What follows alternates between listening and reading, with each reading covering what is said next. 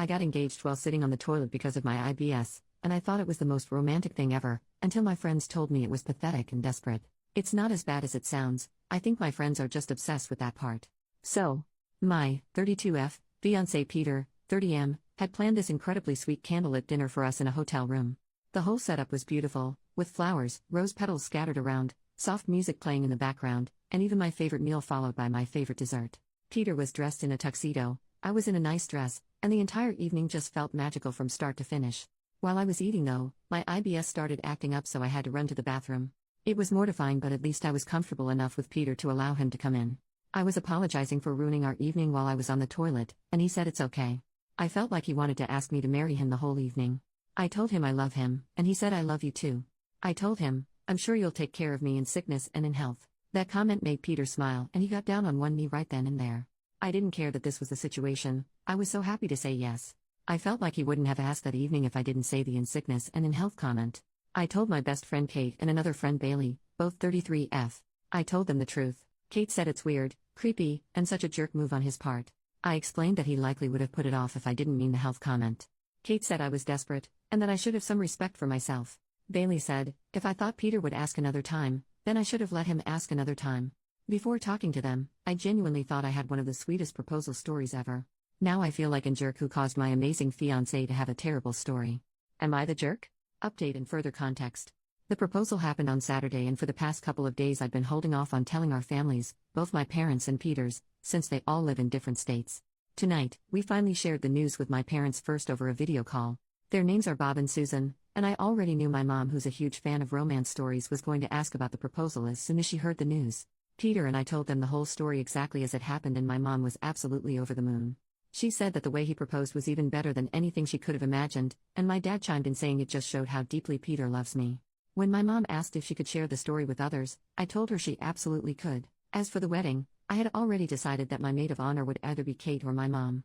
After we got engaged, I ended up asking my mom, not as a way to punish Kate or be petty, but because honestly, Kate's initial reaction to the proposal made the idea of her being my maid of honor feel awkward. My mom, on the other hand, has been nothing but thrilled about our engagement, and I know she'd love to be involved in planning everything. It just felt right. After that, we hopped on another video call to tell Peter's parents, Chuck and Linda. They really appreciated the humorous side of it all. Chuck even thanked us for giving them such a great story to tell, if we were okay with them sharing it, which we are. Though I admit we were a little confused at first by how enthusiastic he was. Linda said she was incredibly happy for us, and then Peter told his dad that he wants him to be his best man, which made the moment even more special.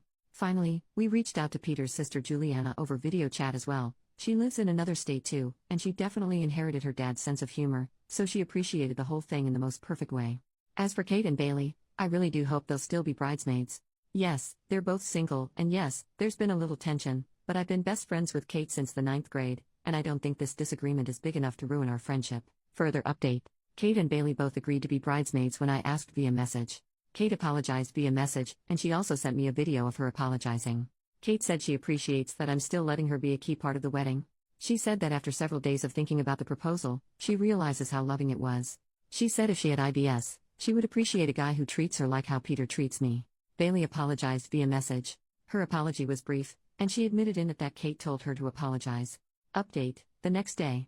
Thank you to all the amazing people who gave me support on my original post. After Kate's apology message and apology video, I messaged back that I forgave her with a link to my original post. She said she really wanted to talk face to face. We went to the gym today even though I was feeling like I was going to get an IBS flare-up. We talked while we worked out. Kate said that she was upset when she heard my proposal story, and that she didn't understand why she was so upset at the time. She confessed that when she had processed her feelings, she realizes it was intense jealousy. Kate revealed to me for the first time that she was diagnosed with IBS a few months ago.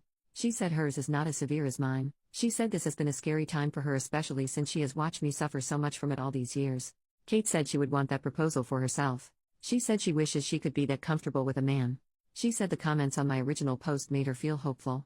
She said looking up on IBS more online has made her feel hopeful as well. Kate had explicitly asked me to make this upset post. She apologized again. She said she's glad that my mom is the maid of honor instead of her. She said she's happy for me but also very jealous. Kate says that despite the fact Bailey had sent an apology message too, Bailey still feels awkward talking to me. Kate said that Bailey will come around, that Bailey is just too embarrassed right now after how she acted. I asked Kate if she looked up how common IBS is, and she said she looked that up after seeing the comments in my original post. She said she was shocked by how common it is.